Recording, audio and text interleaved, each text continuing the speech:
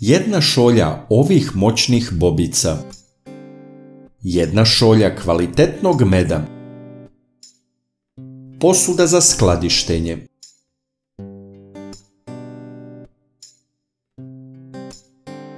Bobice operite pažljivo pod hladnom vodom. Zatim neka se osuše. Pripremite teglu ili posudu za skladištenje. Posuda treba biti čista i suva. Stavite bobice u posudu. Med treba biti tečan. Ako se med kristalizovao, dovoljno ga je zagrejati u toploj vodi. Prelijte med preko bobica u posudi.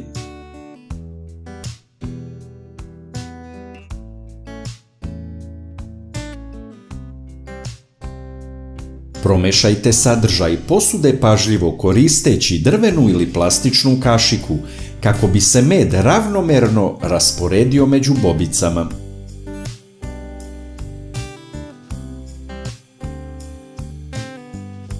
Zatvorite posudu. Ostavite teglu na sobnoj temperaturi nekoliko dana. Povremeno je promućkajte kako bi se med bolje sjedinio sa bobicama. Nakon nekoliko dana bobice će pustiti svoje dragocene sokove koji će se pomešati sa medom, stvarajući ukusnu i zdravu mešavinu. Uzimajte jednu kašiku dnevno. Recept sam dobio od komšije koji ovaj proizvod redovno koristi kao imunostimulans. Kaže da nije bio čak ni prehlađen već godinama. Ova mešavina u medu može se koristiti kao dodatak jogurtu, žitaricama, smutijima, tostiranom hlebu ili kao prirodni zaslađivač za čaj i druge napitke. Također može se koristiti i u kulinarstvu kao dodatak jelima ili umacima. Ove bobice su postale poznate u celom svetu zbog visokog sadržaja antioksidanasa i po potencijalnim lekovitim svojstvima. Kod mene je bila dobra berba ove sezone i veći deo ubranih bobica ću da zamrznem, tako da imam za svoje potrebe tokom cele godine. Aronija je izrazito bogata antioksidansima kao što su antocijani, koji joj daju tamnu boju. Ovi antioksidansi mogu imati pozitivan učinak na zdravlje, uključujući smanjenje rizika od oksidativnog stresa i povezanih bolesti. Može se jesti sirova, ali se od nje najčešće nešto priprema. Važno je napomenuti da aronija ima gorkast ukus zbog visokog sadržaja tanina. Ova gorka nota može uticati na njen ukus kada se konzumira sirova. Teško se jede sirova. Zato se od bobica aronije, kako bi se ublažio gorak ukus, pripremaju mnogi proizvodi. Smutiji, sokovi, razni dodaci ishrani i drugo. Zato sam i ja pravio aroniju sa medom. Med je sladak, pa sam siguran da će ukus aronije tako biti mnogo prihvatljiviji. Korist za zdravlje neće biti ništa manja. Čak se smatra da med pomešan sa raznim plodovima unapređuje njihovu vrednost, što je slučaj i sa aronijom. Dakle, priprema aronije u medu može biti ukusna i zdrava opcija. Evo kako ide recept. Kakva su vaše iskustva sa aronijom i na koji način je konzumirate? Podelite vaša iskustva sa nama u komentarima. Aronija se smatra super hranom zbog svojih visoko hranjivih vrednosti i antioksidativnih svojstava. Evo nekoliko ključnih zdravstvenih prednosti aronije.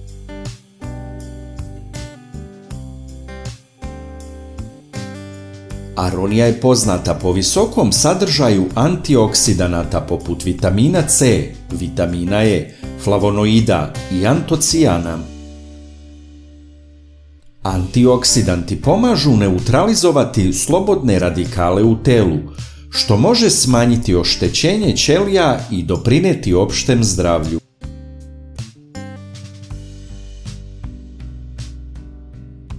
Zahvaljujući visokom sadržaju vitamina C, aronija može pomoći u jačanju imunog sistema i smanjenju rizika od raznih infekcija.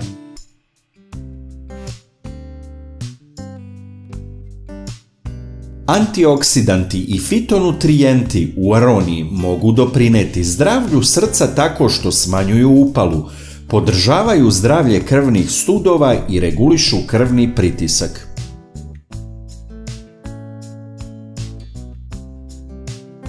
Ispitivanja su sugerisala da antocijani prisutni u aroniji imaju potencijalno protivupalno i antikancerogeno delovanje. To može pomoći u smanjenju rizika od određenih tipova raka.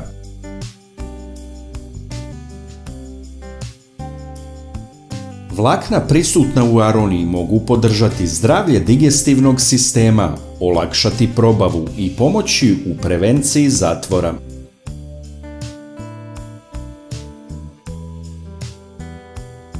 Istraživanja su pokazala da aronija može imati blagotvoran uticaj na nivo šećera u krvi, što je posebno korisno za osobe sa dijabetesom.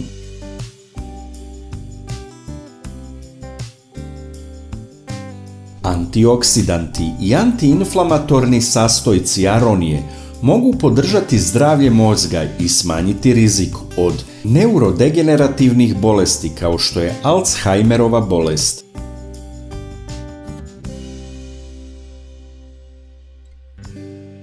Primijenjena lokalno ili konzumirana, aronija može doprinijeti zdravlju kože. To je zahvaljujući antioksidativnom i protivupalnom delovanju.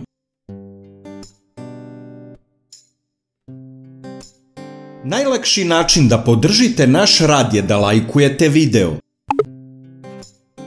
Kliknete na dugme prati, zatim na zvonce i na kraju potvrdite zvonce.